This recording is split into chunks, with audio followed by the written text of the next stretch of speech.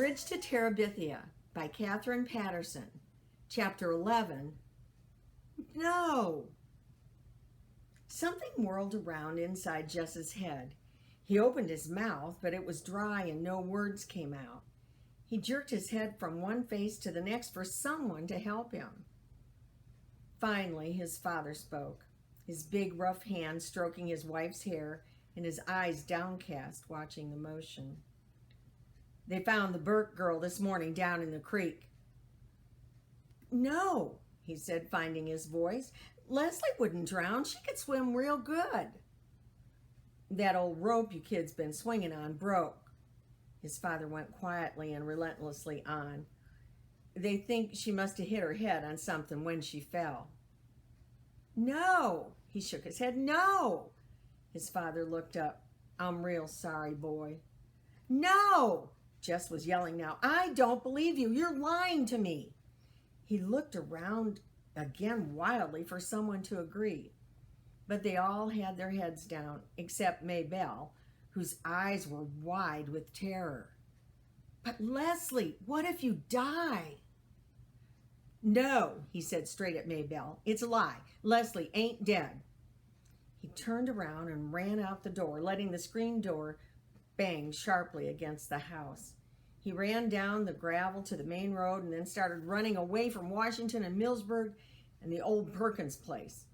An approaching car beeped and swerved and beeped again, but he hardly noticed. "Leslie, dead. Girlfriend, rope, broke, fell, you. The words exploded in his head like corn against the sides of the popper. God, dead, you, Leslie, you, dead, you. He ran until he was stumbling, but he kept on, afraid to stop, knowing somehow that running was the only thing that could keep Leslie from being dead. It was up to him. He had to keep going. Behind him came the barripity of the pickup, but he couldn't turn around. He tried to run faster, but his father passed him and stopped the pickup just ahead and then jumped out and ran back. He picked Jess up in his arms as though he were a baby. For the first few seconds, Jess kicked and struggled against the strong arms. And then Jess gave himself over to the numbness that was buzzing to be let out of the corner of his brain. He leaned his weight upon the door of the pickup and let his head thud against the window. His father drove stiffly without speaking, though once he cleared his throat as though he were going to say something. But he glanced at Jess and closed his mouth. When they pulled up at his house, his father sat quietly, and Jess could feel the man's uncertainty. So he opened the door and got out, and with the numbness flooding through him, went in and lay down on his bed. He was awake, jerked suddenly into consciousness in the black stillness of the house. He sat up stiff and shivering, although he was fully dressed from his windbreaker down to his sneakers. He could hear the breathing of the little girls in the next bed, strangely loud and uneven in the quiet. Some dream must have awakened him, but he could not remember it. He could only remember the mood of dread it had brought with it. Through the curtainless window, he could see the lopsided moon with hundreds of stars dancing in bright attendance. It came into his mind that someone had told him that Leslie was dead, but he knew now that that had been part of a dreadful dream. Leslie could not die any more than he himself could die. But the words turned over uneasily in his mind like leaves stirred up by a cold wind. If he got up now and went down to the old Perkins place and knocked on the door, Leslie would come and open it, PT jumping at her heels like a star around the moon. It was a beautiful night. Perhaps they could run over to the hill and across the fields to the stream and swing themselves into Terabithia. They had never been there in dark, but there was enough moon for them to find their way into the castle, and he could tell her about his day in Washington and apologize. It had been so dumb of him not to ask if Leslie could go too. He and Leslie and Miss Edmonds, they could have had a wonderful day, different, of course, from the day that he and Miss Edmonds had had, but still good, still perfect. Miss Edmonds and Leslie liked each other a lot. It would have been fun to have Leslie along. "I'm really sorry, Leslie." He took off his jacket and sneakers and crawled under the covers. "I was dumb not to think of asking." "It's okay," Leslie would say. "I've been to Washington thousands of times. Did you ever see the buffalo hunt?" Somehow, it was the one thing in all Washington Leslie had never seen, and so he could tell her all about it, describing the tiny beast hurling to destruction. His stomach felt suddenly cold. It had something to do with the buffalo, with falling, and with death, with the reason he had not remembered to ask if Leslie could go with him to Washington today. You know something weird? What? Leslie asked. I was scared to come to Terabithia this morning. The coldness threatened to spread up from his stomach. He turned over and lay on it. Perhaps it would be better not to think about Leslie right now. He would go to see her the first thing in the morning and explain everything. He could explain it better in daytime when he had shaken off the effects of that unremembered nightmare. He put his mind to remembering the day in Washington, working on the details of pictures and statues and dredging up the sound of Miss Edmund's voice, recalling his own exact words and her exact answers. Occasionally, in the corner of his mind's vision would come a sensation of falling, but he pushed it away with a view of another picture or a sound or another conversation. Tomorrow he must share it all with Leslie. The next thing he was aware of was the sun streaming through the window. The little girl's bed was only rumpled covers, and there was movement and quiet talking from the kitchen. Oh, poor Miss Bessie. He'd forgotten all about her last night, and now it must be late. He felt for his sneakers and shoved his feet over the heels without tying the laces. His mother looked up quickly from the stove at the sound of him. Her face was set for a question, but she just nodded her head at him.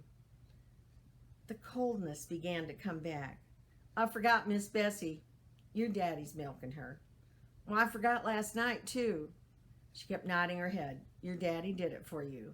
But it wasn't an accusation. Feel like some breakfast? Maybe that was why his stomach felt so cold. He hadn't had anything to eat since the ice cream Miss Edmonds had bought them at Millersburg on the way home. Brenda and Ellie stared up at him from the table. The little girls turned from their cartoon show at the TV to look at him and then quickly turned back. He sat down on the bench. His mother put a plate full of pancakes in front of him. He couldn't remember the last time she had made pancakes. He doused them with syrup and began to eat. They tasted marvelous. You don't even care, do you? Brenda was watching him from across the table. He looked at her puzzled, his mouth full. If Jimmy Dix died, I wouldn't be able to eat a bite.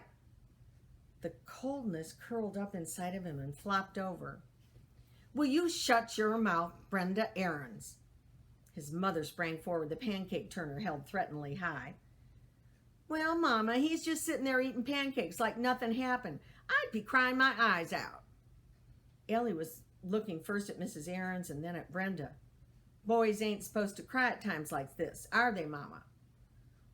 Well, it just don't seem right for him to be sitting there eating like a brood sow. I'm telling you, Brenda, if you don't shut your mouth.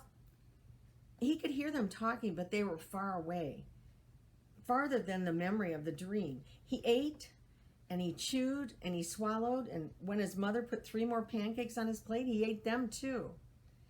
His father came in with the milk.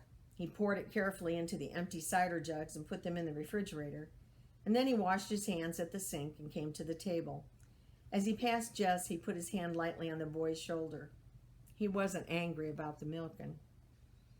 Jess was only dimly aware that his parents were looking at each other and then at him. Mrs. Aarons gave Brenda a hard look and gave Mr. Aarons a look which was to say that Brenda was to be kept quiet. But Jess was only thinking about how good those pancakes had been and hoping his mother would put down some more in front of him. He knew somehow that he shouldn't ask for more, but he was disappointed she didn't give him any. He thought then that he should get up and leave the table, but he wasn't sure what he was supposed to do or where he's supposed to go or anything. Your mother and I thought we ought to go down into the neighbors and pay respects. His father cleared his throat. I think it'd be fitting for you to come too. He stopped again. Seeing's you was the one that really knowed the little girl. Jess tried to understand what his father was saying to him, but he felt stupid. What little girl? He mumbled it, knowing it was the wrong thing to ask, and Ellie and Brenda both gasped. His father leaned down on the table and put his hand on top of Jess's hand.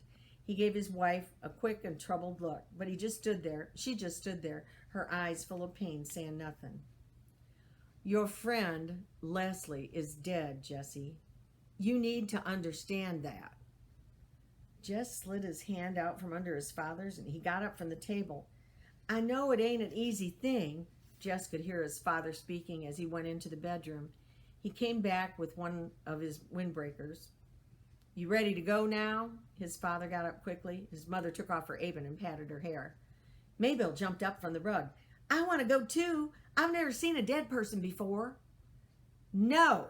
Mabel sat down as though they slapped down by her mother's voice. We don't even know where she's laid out, Mabel, Mr. Aaron said more gently.